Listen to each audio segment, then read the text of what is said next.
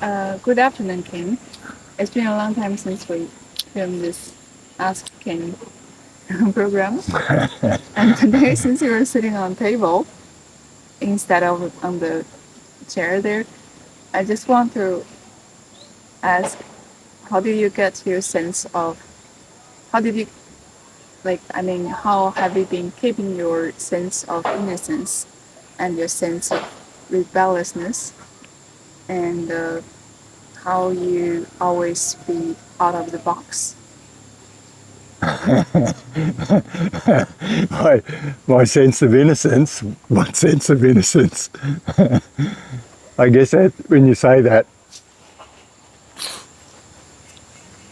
I don't see it as an innocence, but it's interesting that you actually asked that and sincerely asked that, because we do spend a lot of time together. So to be asked how I keep my sense of innocence, it's not a question that I've been asked before, because I never figured myself to be innocent. But looking at it and seeing that you see that there's a sense of innocence about me, I guess, wow.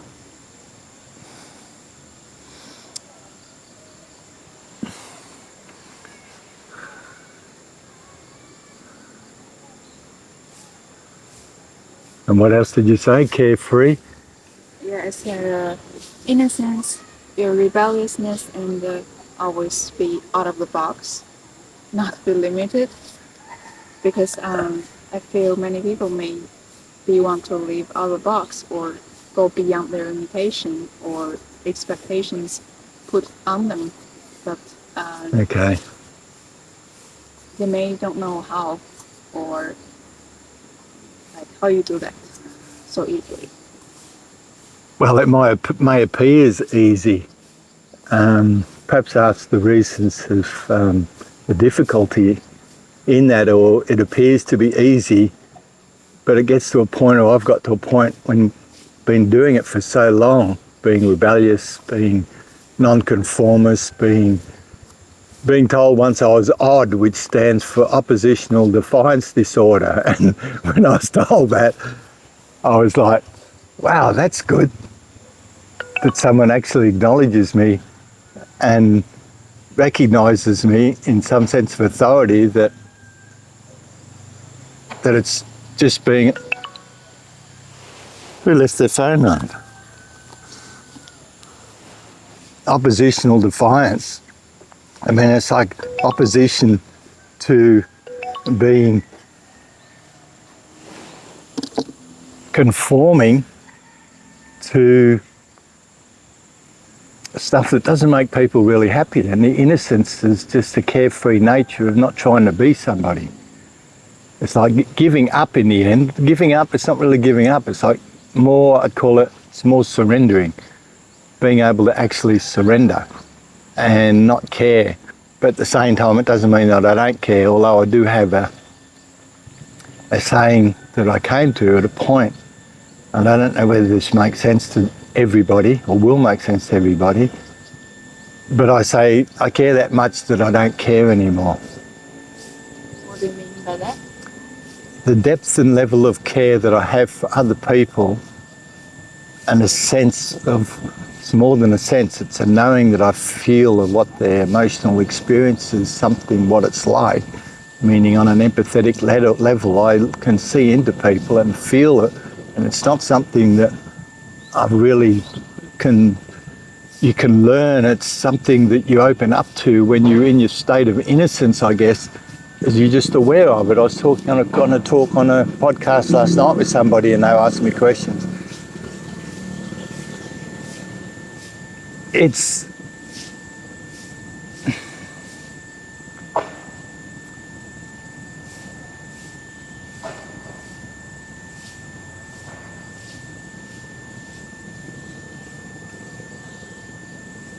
our inner sense of just being, and not having any answers, not having any repertoire that I'm kind of like, you ask me and I go, I don't think, I feel. And when I feel and when I can feel what other people are feeling, I care that much. They've got no idea how much I care. So I was talking to someone the other day about that I care that much that I don't even care anymore. And because what can one do, you know? I mean, so coming back to the question, why am I so innocent? Well, I give up because if I'm going to care that much, it's no good me engaging in the stories. It's like when we're talking to somebody, there's another good joke that says when you're talking to someone, there's 6 people present. There's the two personalities that are talking to each other. Then there's a personality behind that that's watching everything all the time and wondering what it's going to say next. And then there's the real sense of the self or the person behind that. So I care about that person, and very few people can be that person. And I know how difficult that is, because it's very unnerving to just be yourself. As simple as it is, it's not so simple. That's one of the paradoxes. So come back to the questions. To be being rebellious, being out of the box. It's like people look at me and see I'm so carefree, and as I was mentioning earlier, people can have actually resented me. They resent the freedom, as I was saying before. So about the old guy said to me, he said, people are not going to like it because, well, one of the things that comes to mind is the fact that it shows up that they're not free, as you classify it, and so I'm out of the box. So in other words, I'm something that's just out of the box. It's like it's not predictable. There's a carefreeness about it, the ability to kind of do whatever I want and say whatever I want whenever I want. There's a great freedom in that, but at the same time, it's not an easy path because it doesn't fit in. And a lot of people have a lot of different reactions to it.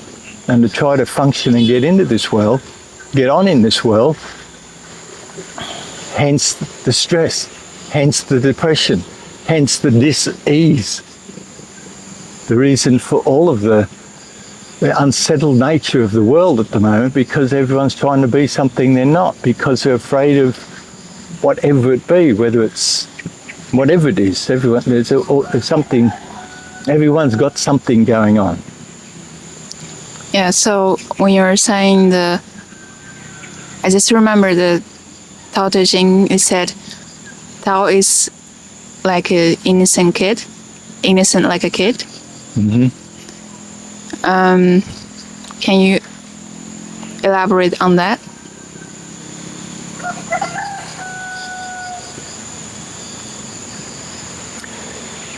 If you have courage, courage comes from the word core, your core or your heart, and have core rage. Instead of being enraged by your experience, have a core rage to speak what it is that you feel in each moment. There's a good show used to be on TV years ago saying kids say the damnedest things, and they had all these recordings of kids speaking in front of adults and stuff, and they'll just come straight out and say the truth. And it's so everyone laughs, even though it might be something very confronting for some people. But as an adult, if you do that, people can want to punch you in the face, even without saying anything. Just my mere presence has caused people to want to fight me because it triggers them. So to be the innocence of the child in the Tao, it's like to be childlike but not childish. Mm-hmm. And I get lost for words then, because that's such a in-depth topic. There's so much I can speak to about that, and that's what I'm going to do, and that's why I'm making these videos, because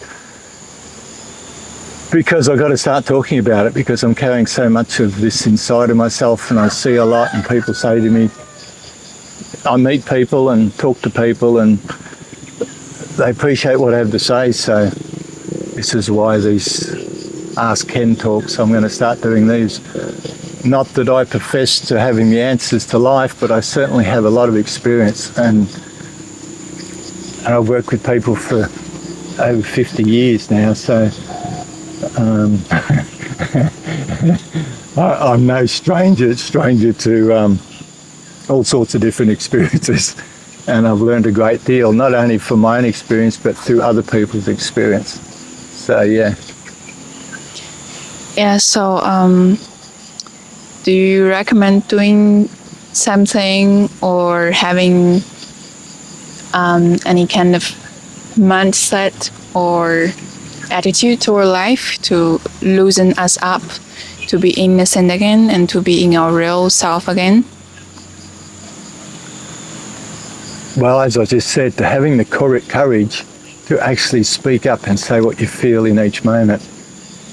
The only reason we get angry is because we feel we're not allowed to say what we feel, or say what people say. I'll tell you what I think. So I don't tell me what you think. Feel when you tell me what it is that you feel you aren't allowed to say or do.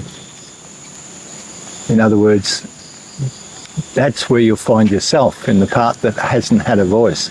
If you start giving voice, if you don't say what you feel, you don't feel. If we tell people what I think, then I'm just going to be thinking. Whereas if I tell people how I feel, or when I'm just speaking, I'm just speaking my heart, and I'm just speaking. I'm not premeditating what I'm going to say. Right? It's just a free flow of being able to just communicate and allow what's there to be said. And so, to answer your question, is there some practice that you can do? Start doing that. If you got the courage to do that. And you know yourself how challenging that has been. But also, how freeing has it been for you to, having been with me and start to learning to actually speak up and say what it is that is true for you. Just what's true for you. Just to say what's true for you. It doesn't have to be right. And no one will you'll get a surprising response, not the one that you think. Because when we just say what we feel, then we leave, it's like, I'm not a student of the Bible, but in John 8:32, I know this one well. If you speak the truth, it will set you free. Meaning that if you speak what it is you feel, you will become real. Mm-hmm. Great. And wow, to answer your question, that is all you really got to do. But that's difficult because there's a lot of things that we've been through in our life that have created an operating system, as I call it, where the personality that we've developed since we were young, and enforce that during our life, we enforce it by reenacting those particular characteristics because we're too afraid of going back and finding what it is or why we created that operating system like that instead of just being ourselves in the first place. And it can get layered and layered and layered and layered and layered until we get to a point where we feel depressed because we're under all these layers and we're actually pressed down and we can't. And that fear and apprehension of coming out and really saying what we feel can be terrifying. Mm-hmm. It can really be terrifying. And that can involve a lot of emotions and a lot of traumas and a lot of release and so on and so on and so on. But that can be a trap because we get released from that and it feels good when we yell or beat a pillow or something like that. But the point is, if we just start speaking our truth calmly and slowly at first, it's like a little trickle. It starts coming out. Oh, that feels good. That feels good. Mm-hmm. So that's my suggestion. Just to learn to practice in small examples of just speaking up and saying how you really feel in each moment. Yeah. It might shock people around you. That's why a lot of people leave family, leave their life to go off somewhere, and then they're faced with themselves. Because when we go somewhere else, people will see us for who we really are, being in the state we are now. Whereas if we stay with people that know us, they'll be projecting an identity upon us as to who they see us and have seen us to be, for their own sense of reality, because they're playing a game as well. Yeah. The game we play is let's pretend. then pretend we're not pretending, and then choose to forget who we are, and then forget that we've even forgotten. Yeah, great. Because if we don't forget that we're forgotten, it's too much to bear. But eventually in our life, thankfully, depression, dis-ease, relationships, money, something will come and break us open again. So, yeah.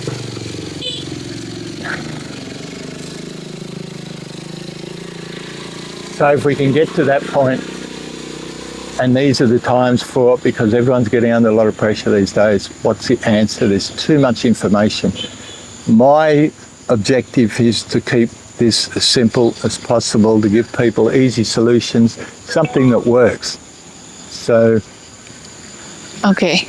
if we can restore people back to their own guidance system to learn to trust in ourselves again, then you don't need a teacher. Great. So thank you, Ken, for the suggestion. And you mentioned something before,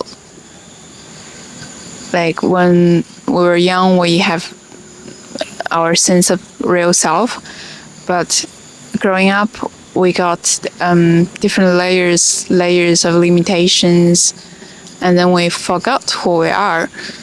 So that was one of the questions I wanted to ask when you mentioned before the real self. So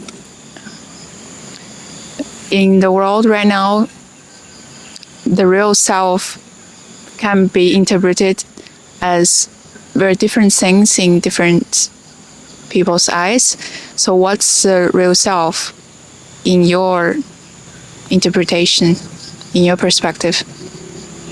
Well, I'll let you come back to your first question, and that was about being being so innocent, being seen as and being rebellious, and how it can be rebellious and out of the box. It's like out of the box, I kind of take it as being something that just comes out of the box and you don't know what's going to be in it each time you open it. Other people don't, but the thing is, we don't either. So what's that real self? The real self is the pure sense of self without any agenda. A lot of people have said to me a lot of times, they meet me and they say, you don't seem like you've got an agenda. Like, who are you? What do you do? And I say, I'm nothing and I'm nobody. I'm nobody and I don't do anything. The trick is not to do something, it's just to be. And there's a lot of things, money and situations and so on that force us, or can feel like they're forcing us to do things all the time, yet eventually that's going to lead to no good if we don't spend time on cultivating a sense of who we really are and stop doing the things that are not akin to our true nature, because everyone has a different nature. Yeah. So can I understand the real self as spontaneous? It's opposite, or it's the inner core, and it's not persona, it's not ego, it's not the function system most of us have, and it's actually living in the moment, and it is the Tao you're talking about. It is life itself. Yeah, well, like we don't have life. Look at it this way, we don't have life, we are life. Life is animating us, but having the courage again to just, what's it going to take before we just, well, people say it as being, giving up, but surrender's the right word. If you surrender and acknowledge what it is that you're doing isn't working and hasn't been working, it can get us fame, it can get us money, it can get us false relationships, but it won't get us joy or happiness, which is happeningness.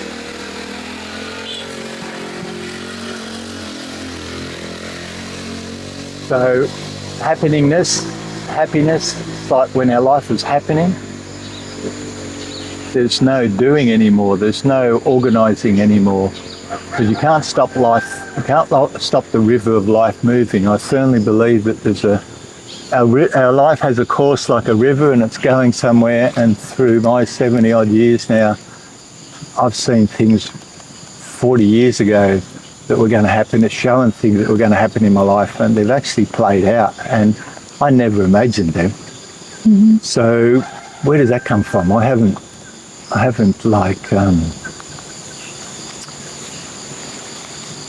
manifested that.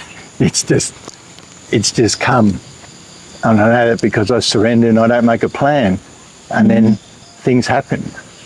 And the most amazing things are the things that just happen. And you can walk around the corner and meet someone and a whole life can change. And I talk to people and I ask them, go back in your life, where was some really big change happened in your life and how did it happen? Go back and have a think about that. What happened in your life that changed your life at some point? And you'll find that it's like walking around the corner and you just run into someone, bump into someone having coffee or with a friend, and you start talking, you look at each other and just go, oh, wow. And then from that point, your life can take a whole new direction. It's like the river reaches a point and it forks off and it goes somewhere else, and it was flowing there all the while. And I often question that and say that people who manifest certain things into their life, I question that and say, well, did you manifest that into your life, or did you dream that up just because it was what already was coming, and you're kind of like reaching into what's coming down the stream, down the river, so to speak. It's a very interesting subject I like to talk about because of my own personal experience in that regard. So yeah, we can expand on that in another video. So what you mean is like real self is not logical, it's not planning, it's not intending, not causing intention, and it's more like flowing, and it's actually more like in the flow of life, a part of life. It's not having its own sorts of thinking, I'm gonna have this for myself, I'm gonna do that on my own. It's not proving itself. It's just flowing with life with all spontaneity and with just presence. beautifully said. Yeah, no intentions. Right. And if you had no intention, because when the mind intends to do something, if it intends to fight, you'll notice the body will, to exaggerate it, will do that, but you won't see, it'll just be a slight roll in the shoulder, because why I'm thinking I'm going to have to hit someone here, or I'm going to have to defend myself, or whatever it be, the body, as soon as the mind starts to think it, the body will postulate that, and you'll see that on a very subtle movement in the body. And so if we have an intention in our life to save ourselves from some trauma or some emotional interaction with people, we always got our operating system. We don't have it. It's subconsciously operating to protect us from things that are coming, and there's no joy living like that. So living spontaneously, as you were saying, without any intentions, is a way to allow life. It comes to trusting that life has a journey for us, and to return to our proper position or our purpose, our pure position. People who, I often see stories of people who have had serious accidents and ended up in a wheelchair, and they've started and discovered art, and they say they're so thankful for what happened for them. Can you believe it? Because they found their art. And they said, if this hadn't happened to me, God only knows where I would have ended up the way that they were going. Mm-hmm. Yeah? So there is finding our pure purpose. Life, we have a purpose. There's no question about it. And when people drop into that state within themselves, when they are being who they're meant to be, and they're in harmony with their own, that self which we don't know. People say, oh, who are you? It's like, I just am. I just am. It's like, who am I is a description of the persona and the operating system. And if we identify with that, we're not really happy, because we're not touching our home base. We're not going to our core and speaking from our real sense of ourselves. And that feels to me as vulnerable as I ever felt as a kid, and was always afraid and wanted to try to get strong somehow to be able to protect myself in the world, because it felt so unfriendly and so cruel and so heartless, etc., etc., etc. So it takes courage. But everybody is different and everybody's journey is different, and to discover that is the only thing that's worth discovering. That of all things is worth, we're better off to have what you need than what you want. Yeah. Because if you're getting what you need, you don't want anything. So it is like giving ourselves to God or to life, and trusting that life knows what's best, and we don't always know what's best for us. Like in my own experience, I've had some really hard struggles on I want something or I want someone, but it just doesn't happen. And the more I struggled, the more it just doesn't happen. And it was when I truly let go, and truly just, okay, I'm not gonna have any more boyfriend now. That was when I found you. And that's the best found. No, it's the same. I've been on my own intentionally for 14 years before we met. Yeah? And I didn't want that. I wanted someone who just wanted to be someone who wanted to be themselves and not to be insecure in looking for someone to be okay with. Yeah. So, what else were you saying?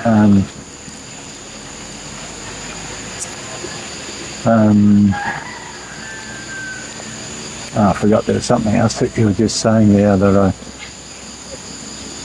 was going to speak to. Giving ourselves to God. Yeah, exactly. Good. To give ourselves to something greater than ourselves, and by doing that, we surrender the personality. Yeah. By saying, I don't know the answer, and you're asking yourself, receive. There's so much truth in that. I mean, how many times have you heard me do that? You'll come to me and say, oh, have you seen my glasses, or have you seen this? And I'll go, where's that? And I'll just turn my head like that, and I'll go, there it is over there. How many times did I do that? Countless. Countless times. It happens again and again and again. Because why? I ask expecting to get the answer, or a answer. Yeah. And because I'm the way that I am and the way that I live, and I just surrender to whatever, the more you do it, the more life is there, and there's an intelligence in our body which is part of nature, and it's way ahead of the mental body. Yeah. So